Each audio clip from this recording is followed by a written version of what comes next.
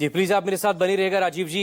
इस वक्त आलोक वत्स वरिष्ठ पत्रकार मेरे साथ जुड़े हुए हैं, इंतखाब फारूकी शिवसेना उद्धव गुट से हैं, अविनाश पासवान जेडीयू नेता इस वक्त मेरे साथ मौजूद हैं। आलोक वत्स जी, शुरुआत आपसे ही।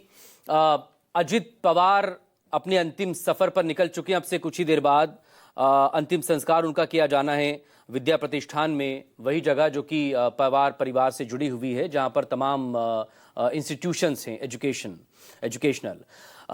अजित पवार की राजनीति को, उनके इस पूरे राजनीतिक सफर को आप कैसा देखते हैं? और अब वैसे तो ये the show must go on वाली तर्ज पर ही मैं आपसे सवाल करना चाहूंगा, क्योंकि अब एनसीपी के दो गुट हैं। एनसीपी के राजनीतिक भविष्य को अब आप कैसा देखते हैं? क्योंकि उनके जो सबसे बड़े नेता हैं, वो जो डिप्टी सीएम भी थे, वो अब अपने अंतिम सफर पर हैं।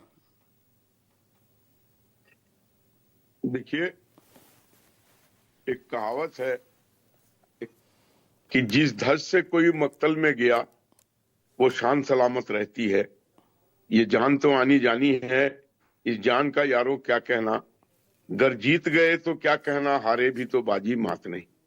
आज जिस तरीके का भीड़ और जिस तरीके का लोगों का वहां पर भारी संख्या में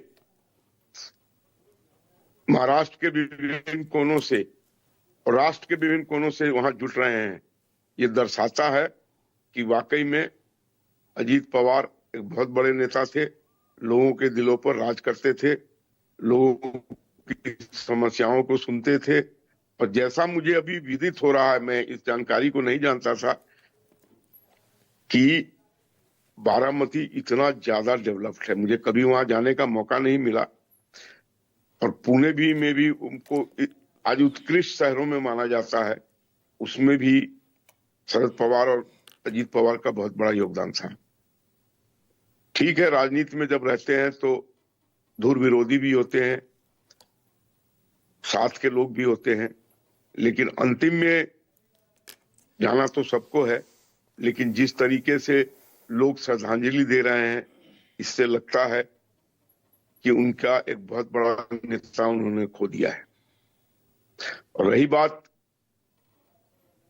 एनसीपी के दो धड़ों की, देखिए ये सब वन मैन पार्टी है, एक तरीके से आप कह सकते हैं, और ऐसी बहुत सी पार्टियां देश में हैं।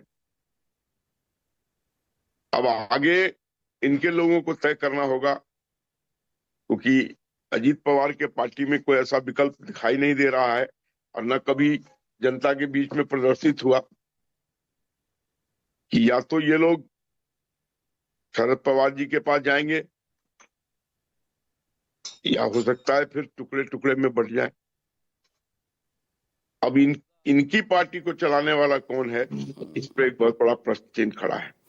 इंतखाब फारूकी साहब शिवसेना